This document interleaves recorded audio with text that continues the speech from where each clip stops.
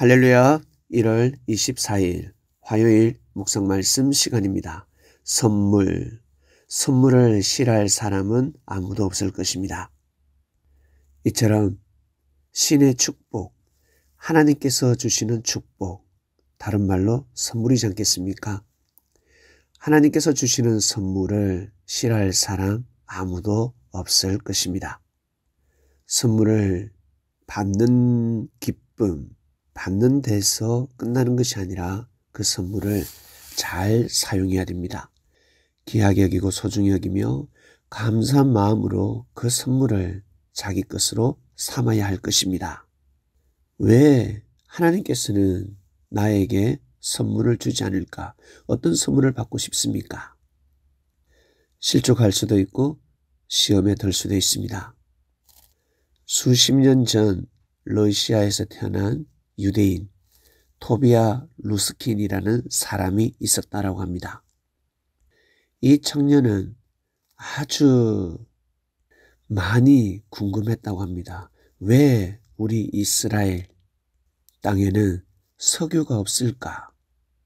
이스라엘 주변 국가, 아랍 국가에서는 석유가 솟아나고 있는데 어찌 우리나라 이스라엘 땅은 석유가 없을까 생각했다고 합니다. 이스라엘 정부에서 수십 년 동안 유전 탐사를 하였지만 실패하였고 석유가 없다라고 결론이 났습니다. 이스라엘 독립을 반대하는 아랍 국가들은 이스라엘에 석유를 수출하지도 않았고 핍박과 무시 속에서 존재하는 이스라엘이었습니다. 이때 루스킨이 성경을 읽다가 큰 영감을 받게 됩니다. 신명기 33장. 모세가 죽기 전에 가나안 땅을 바라보면서 이스라엘 12지파에게 축복을 합니다. 이스라엘은 야곱의 12아들을 통해서 형성된 지파, 족속, 민족이었습니다. 모세가 이스라엘 지파 12지파를 두고 축복하고 축복하는 말씀이 기록되어져 있습니다. 신명기 33장 19절 24절에 보면 스불론 지파와 아셀 지파에게 축복하는 말씀입니다. 바다의 풍부한 것과 모래 감추인 보배를 흡수하리로다. 그리고 그 형제에게 기쁨이 되며 그 발이 기름에 잠길지로다. 이 구절을 읽을 때 큰 영감을 받았습니다. 스불론 지파와 아셀 지파가 물려받은 땅 이스라엘 북부 지역, 그곳을 집중적으로 탐사하기 시작합니다. 결국 그 땅에 석유가 묻혀 있고 천연가스가 묻혀 있다는 것을 발견하게 됩니다.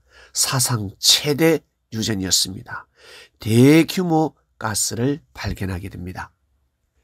하나님께서 수천 년 전 모세를 통해서 이미 말씀을 하신 것이었습니다. 이미 이스라엘 땅에 축복을 내리셨고 때가 될 때 그 선물 보따리가 포장지가 풀어지게끔 만들어 놓으셨던 것입니다. 성경을 통해서 알게 되었습니다.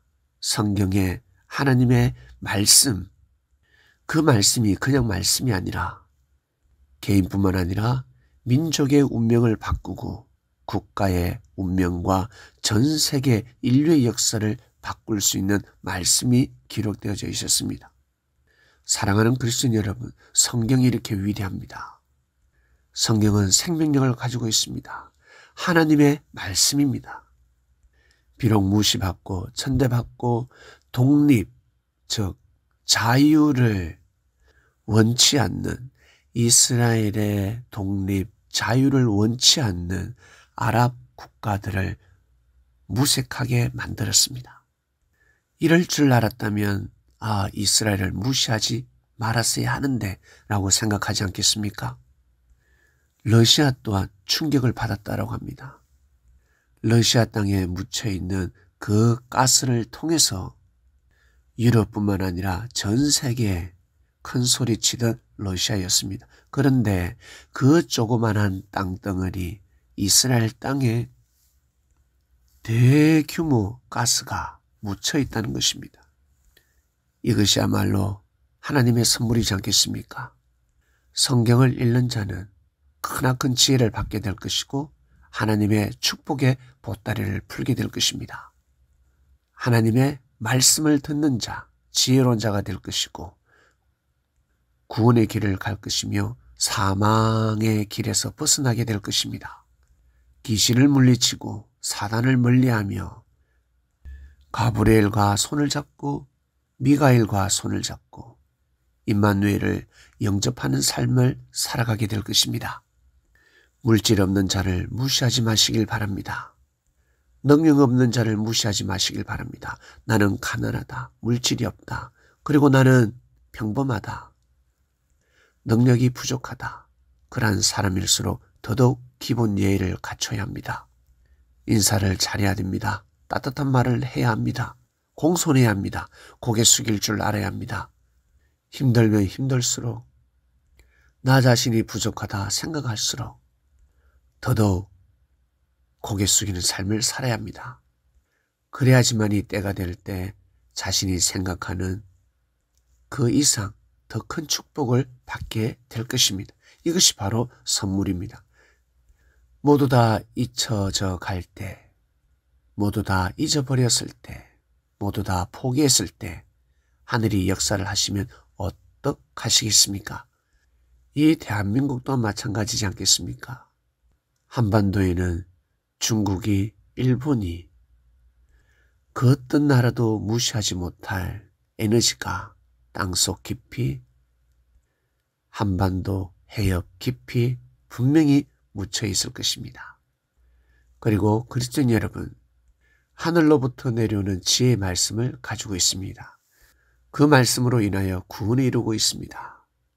인류를 구원시킬 수 있는 위대한 말씀이 있습니다. 이보다 더 큰 선물이 어디 있겠습니까? 한반도 땅끝까지 전파되어야 할 복음입니다. 하나님 아버지 감사합니다. 참으로 놀랍습니다.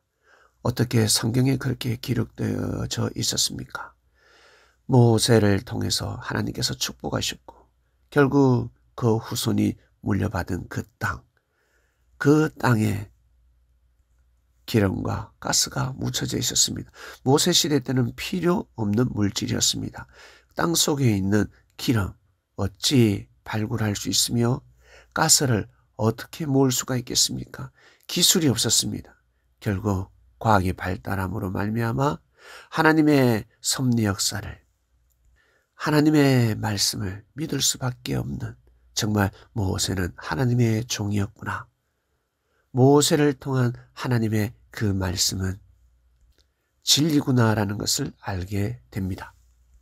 저희들 믿어 의심치 않고 살아가는 이 시대 그리스도인이 되게 해주셔서 감사합니다.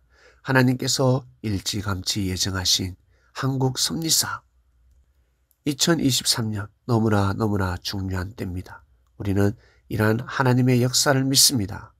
이번 한 주간 선물 주간입니다. 하나님의 선물을 잘 받고 싶습니다. 이 모든 기도 사랑하는 예수님의 이름으로 기도드립니다. 아멘.